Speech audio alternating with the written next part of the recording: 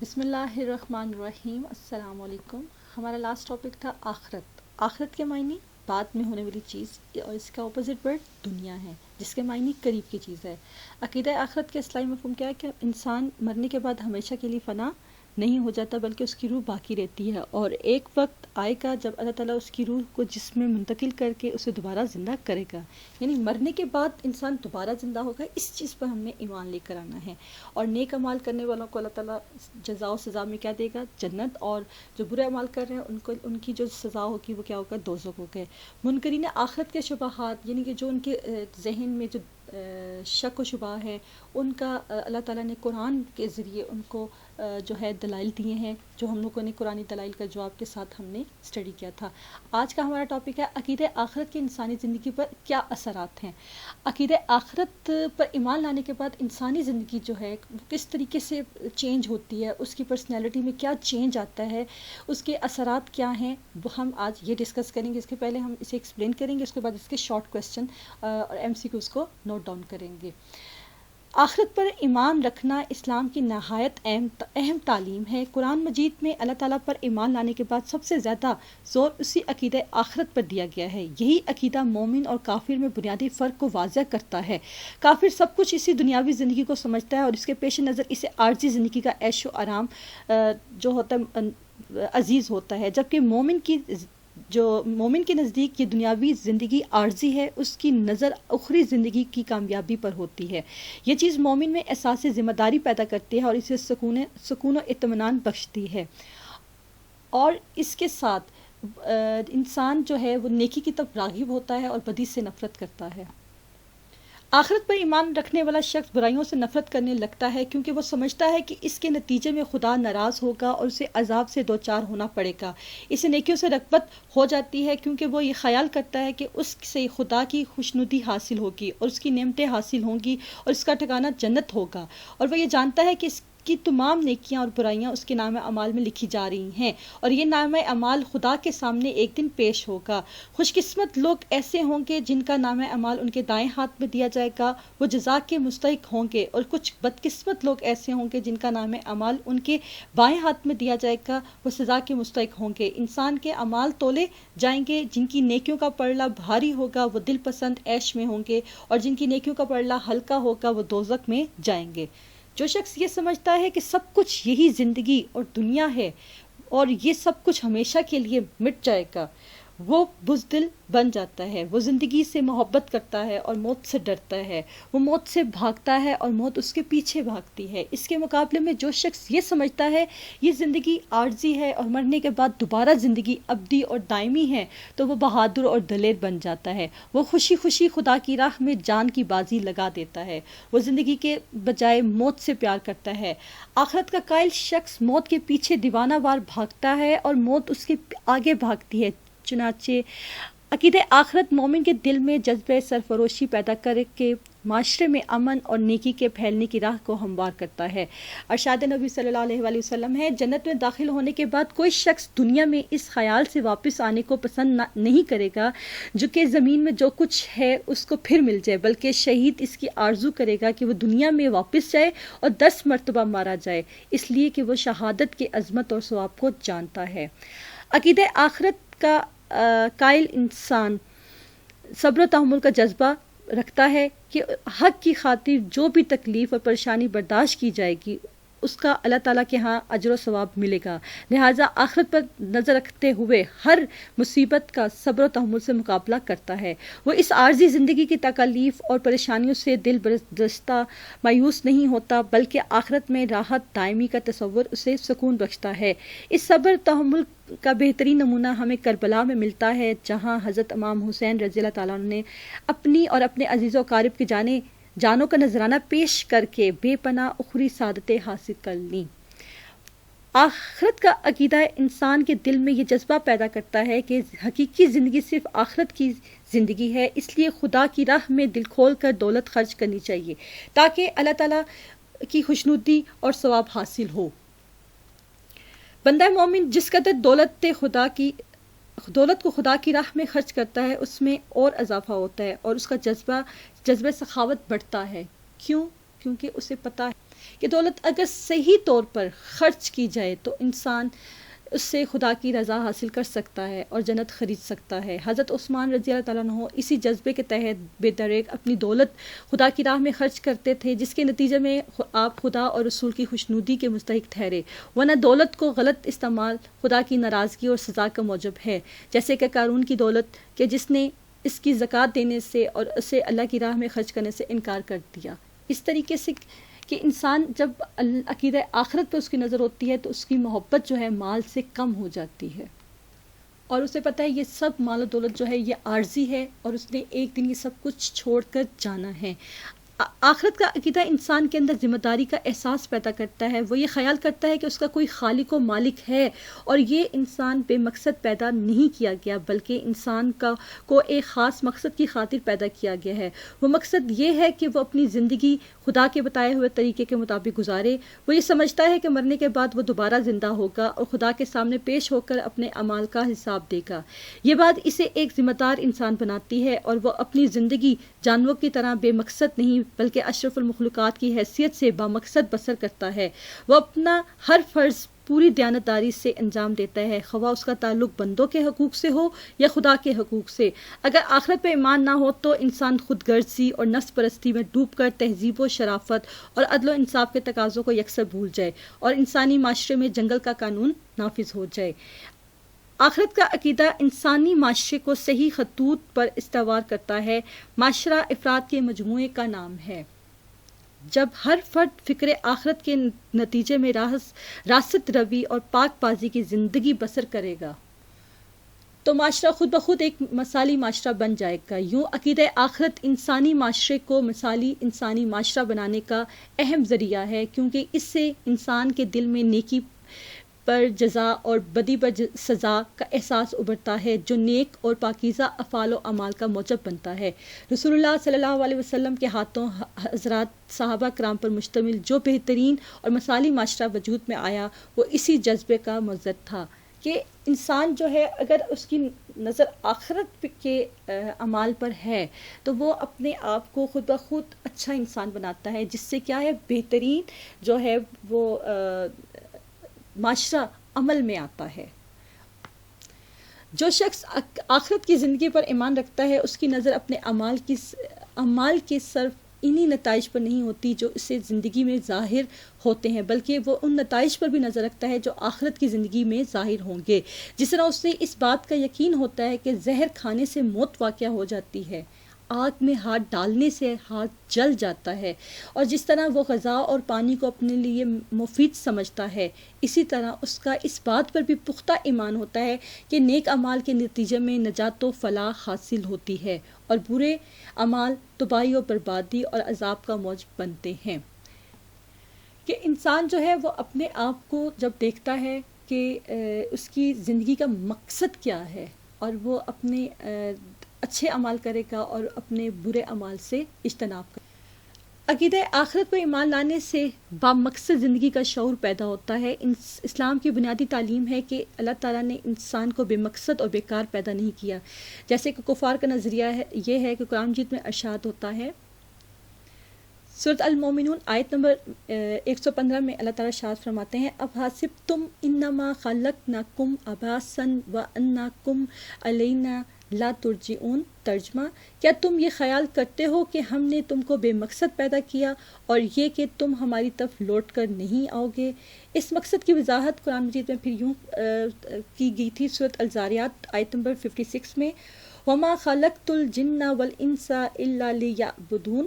اور ترجمہ، اور میں نے جنوں اور انسانوں کو اس لیے پیدا کیا کہ وہ میری عبادت کریں۔ واضح رہے عبادت میں رکوع و سجود اور ذکر و نماز کے ساتھ اطاعت بھی شامل ہے، یعنی یہ نہیں کہ اللہ تعالیٰ کی صرف ہم نے عبادت ہی کرتے رہنا ہے، اللہ تعالیٰ کے احکامات کو اپنی عملی زندگی میں نہیں لے کے آنا، بلکہ ہم نے ان احکامات کو عمل کرنا ہے اور اپنی ہر زندگی کے ہر پہلو میں ہم نے اللہ تعالیٰ کے احکامات کو ماننا ہے، اس کی حدود کو ماننا ہے، یعنی نہ چاہتے ہوئے بھی ہم اپنے نفس پہ کنٹرول کریں گے۔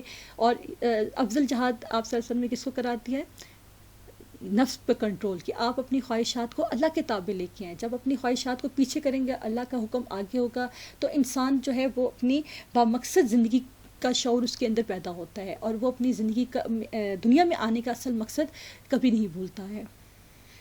جب انسان اس حقیقت سے آگاہ ہو جائے کہ اس کی زندگی با مقصد ہے، تو اس مقصد کی تکمیل اسی صورت میں ہو سکتی ہے جب اس کے بارے میں باز پرس ہو۔ جس عمل کا محاسبہ اور جواب دہی نہ ہو وہ غیر مؤثر رہتا ہے۔ اگر انسان کے اعمال کا مواخذہ نہ ہو، خیر و شر کی، نیکی و بدی کا فطری امتیاز ختم ہو کر رہ جائے گا۔ آخرت کا عقیدہ انسان میں محاسبے اور مواخذ کا احساس اگاتا ہے، جس سے اس کے اعمال میں نیکی کا عنصر پیدا ہوتا ہے۔ محاسبہ انسان کو احتیاط کرنے پر مجبور کرتا ہے، جیسے کہ قرآن پاک میں اللہ تعالیٰ ارشاد فرماتے ہیں، سورۃ الرعد آیت نمبر 21 میں اللہ تعالیٰ ارشاد فرماتے ہیں، وَيَخْشَوْنَ رَبَّهُمْ وَيُخَافُونَ سُوءَ الْحِسَابِ، ترجمہ، اور اپنے پروردگار سے ڈرتے رہتے ہیں اور برے حساب سے خوف کھاتے ہیں۔ ایک اور موقع پہ اللہ تعالیٰ ارشاد فرماتے ہیں سورۃ البقرہ آیت نمبر 223 میں، وَاتَّقُوا اللَّهَ وَاعْلَمُوا أَنَّكُم مُّلَاقُوهُ، ترجمہ، اور اللہ سے ڈرو اور جان رکھو کہ تمہیں اس کے پاس حاضر ہونا ہے۔ مطلب اس میں اللہ تعالیٰ خود اپنی طرف جو ہے اشارہ کر رہے ہیں، اور اس میں کہ انسان جو ہے اللہ تعالیٰ سے ہر حال میں، ظاہر ہے باطن ہے، وہ اپنے اللہ سے ڈرے گا اور اپنے اعمال کی طرف نظر رکھے گا کہ اللہ تعالیٰ اس سے اس کی زندگی کا جو ہے ہر طرح کا پہلو سے اس کی باز پرس کرے گا، اور اس کے اچھے اعمال اس کو جنت کا حقدار بنائیں گے، اور اس کے برے اعمال اسے سزا مطلب دوزخ کا حقدار بنائیں گے، اور پھر انسان اپنے آپ کو برائیوں سے دور رکھتا ہے۔ عقیدہ آخرت پر ایمان رکھنے والا شخص اس دنیا کو عارضی جان کر متاع دنیا سے بے نیاز ہو جاتا ہے، اور وہ آخرت کو دنیا پر ترجیح دیتا ہے اور آخرت کو اپنا اصل گھر تصور کرتا ہے، جیسے کہ قرآن پاک میں اللہ تعالیٰ ارشاد فرماتے ہیں، یہ دنیا کی زندگی تو صرف کھیل تماشا ہے اور ہمیشہ کی زندگی کا مقام تو آخرت کا گھر ہے۔ کاش یہ لوگ سمجھتے کہ اس میں کیا ہے کہ انسان جب اپنا آخری گھر، آخرت کے گھر کو، جنت کو تصور کرتا ہے، تو وہ دنیا میں اپنے آپ کو عارضی رکھتا ہے، اور اس کا جو ہے آخرت کا عقیدہ انسان کو ہر قسم کی باطل قوتوں اور جھوٹے معبودوں سے بے نیاز کر دیتا ہے، اور اسے ہمیشہ اللہ کی طرف رجوع کرنے کی تعلیم دیتا ہے۔ ارشاد ربانی ہے سورۃ النبا میں آیت نمبر 39 میں اللہ تعالیٰ ارشاد فرماتے ہیں، ذالک الیوم الحق فمن شاء واتخذ الی ربہ مآبا، ترجمہ، یہ دن برحق ہے، پس جو شخص چاہے اپنے پروردگار کے پاس ٹھکانہ بنائے۔ مطلب اس میں کہ انسان اللہ کی طرف رجوع کرتا ہے، نیک اعمال کرتا ہے، خالص عبادت اطاعت کرتا ہے، تو اللہ تعالیٰ کے یہاں حاضری کی تیاری ایک قسم کی کرتا ہے، تو وہ کیا ہے، اپنے آپ کو برائیوں سے دور رکھتا ہے۔ عقیدہ آخرت کے معنی پر اللہ تعالیٰ نے اجر عظیم اور اپنی ضیافت و میزبانی کا وعدہ بھی فرمایا ہے، جو منکرین آخرت کے لیے گھاٹے کا سودا ہے۔ تو اس میں کیا ہے کہ اس کا اجر عظیم کا کیا مطلب اس میں ثواب ملے گا کہ ان کو جنت میں جگہ دی جائے گی، جنت میں باغات ہوں گے، ان کے نیچے نہریں بہہ رہی ہوں گی، ان باغوں میں وہ ہمیشہ رہیں گے، اور ایسے اللہ تعالیٰ نے 12 جگہ قرآن پاک میں اس چیز کی طرف اشارہ کیا ہے کہ نیک لوگوں کو جو جنت میں مقامات ملیں گے وہ بہت اعلیٰ درجے کے ہوں گے، ان کے جو محل ہوں گے، رہنے کی جگہ جو ہوگی وہ ہوگی۔ دوزخ کا ایک منظر اللہ تعالیٰ نے ایک مطلب اس پہ قرآن کے ذریعے ہمیں ملتا ہے، نظر آتا ہے، وہ ایک بھیانک گھڑی ہوگی جو کہ انسان اپنے کیے پہ پھر وہ شرمندہ ہوگا۔ اب ہم اس کے شارٹ کویسچن اور MCQs دیکھیں گے۔ آپ کو یہ کویسچن لانگ بھی آ سکتا ہے، لانگ آئے تو آپ نے اس کو ڈیٹیل میں لکھنا ہے، اسلام میں عقیدہ آخرت کی اہمیت کیا ہے، یا اسلام میں عقیدہ آخرت کے اثرات انسانی زندگی پر کیا پڑتے ہیں، اس کے بارے میں واضح لکھیں، تو آپ نے اس کو اپنے ورڈز میں ایکسپلین کرنا ہے۔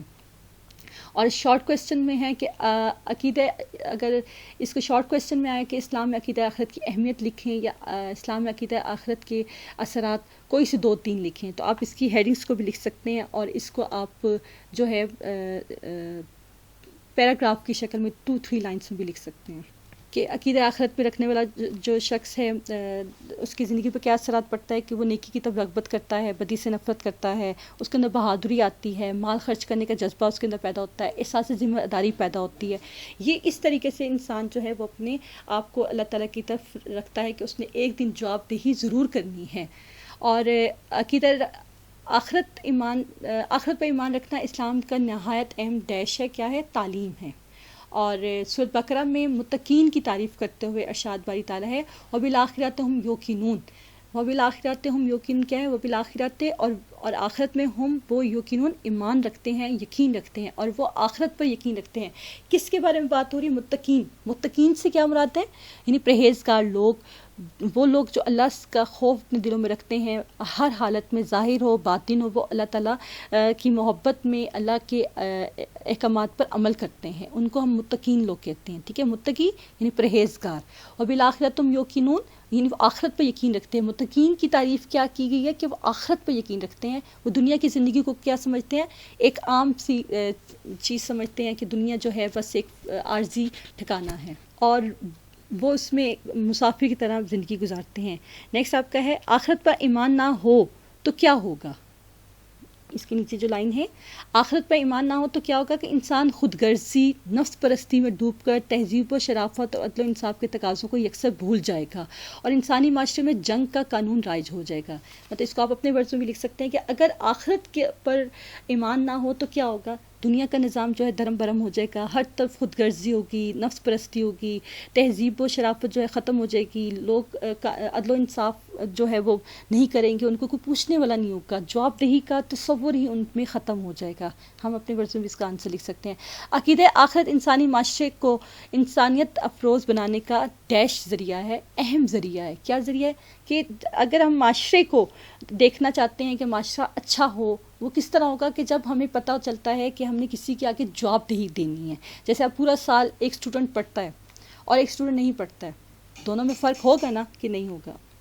تو جو پڑھے گا، جو محنت کرے گا، اس کا جو پوائنٹ ہوگا وہ لاسٹ ڈے آف ایگزام پہ ہوگا کہ اس نے پڑھنا ہے، اس کے سے پوچھا جائے کہ اس نے کیا پڑھا ہے۔ اسی طریقے سے جب ایک انسان اپنی آخری زندگی کی طرف نظر رکھتا ہے تو وہ پھر کامیاب ہوتا ہے، اس کو اپنا ایک وے آف لائف نظر آ جاتا ہے کہ میں نے اس طرح زندگی گزارنی ہے۔